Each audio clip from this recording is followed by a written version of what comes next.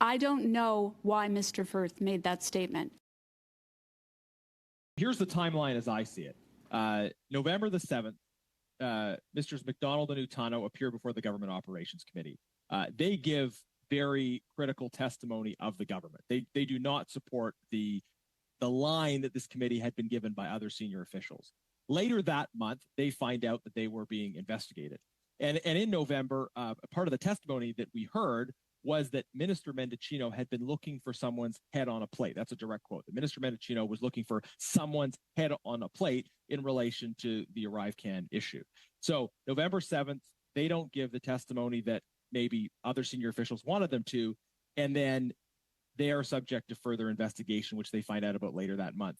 You're ordered to go to an interview.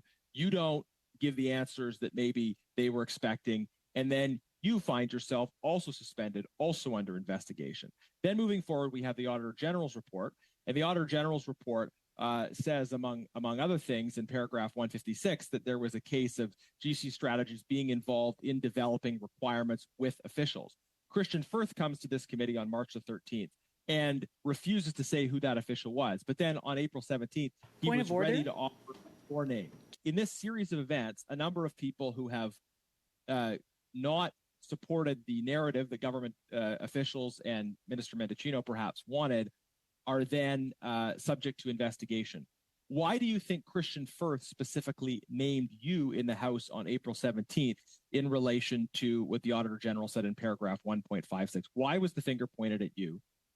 Very good question. I don't know why Mr. Firth made that statement.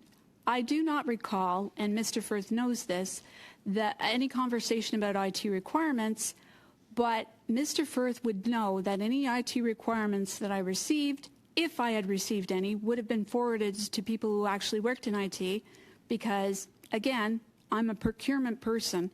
I have Geek Squad at home for residential help desk issues. I'm not the go-to for IT. Mr. Firth worked directly with CBSA IT staff on, I don't even know what they were doing. So let's be very clear. I could not and would not put together a package that didn't come from CBSA IT staff. I wouldn't know what to put in there.